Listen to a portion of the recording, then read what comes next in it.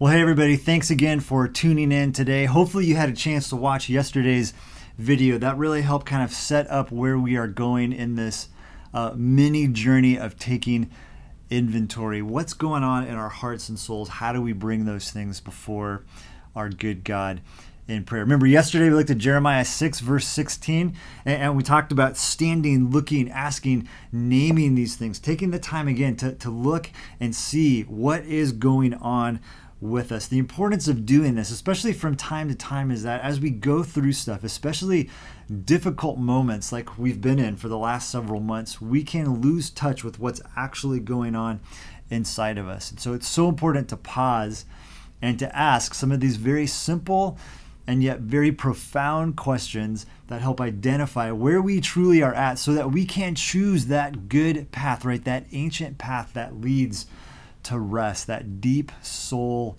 rest that Jeremiah, really God, invites us into.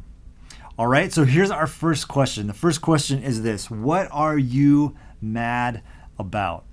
Now, depending on how you grew up, maybe the dynamics of your family or even the faith community that you come from, you may have a difficult time answering this question. Many of us have been taught that anger is bad and these kinds of strong emotions need to be denied or suppressed. And again, even in church circles, there's this sense of like, oh, Jesus followers are supposed to be happy and joyful and always have a smile on their face. And so if you're angry, you must be doing something wrong. And yet the scriptures affirm this emotion, this feeling of anger. Psalm 4:4 says, be angry and do not sin.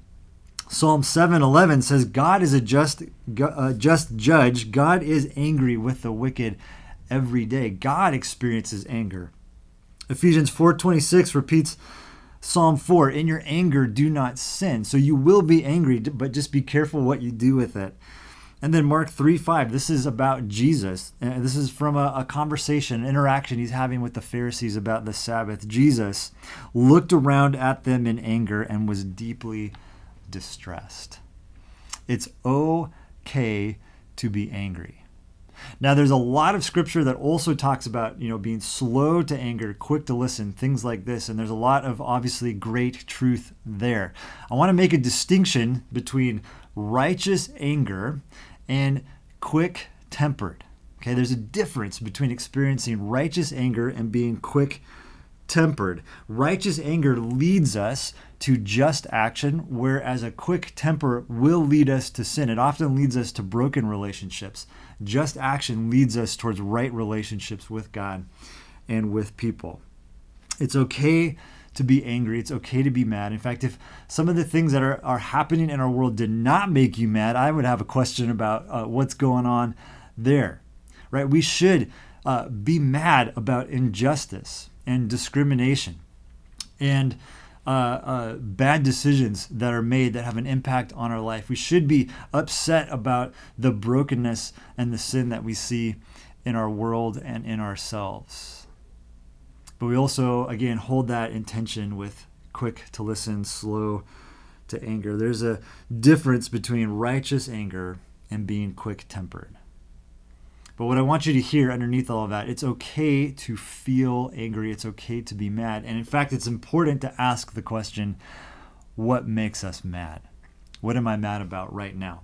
Now, these questions are part of a series of questions called the iceberg. And this comes from emotionally healthy spirituality. And the idea is that, again, there's all this stuff kind of going on underneath the surface that sometimes we aren't aware of. And so asking these questions brings that stuff out, draws that stuff to the surface so that we can see it and name it and be honest about it. And again, bring it to our good God in prayer.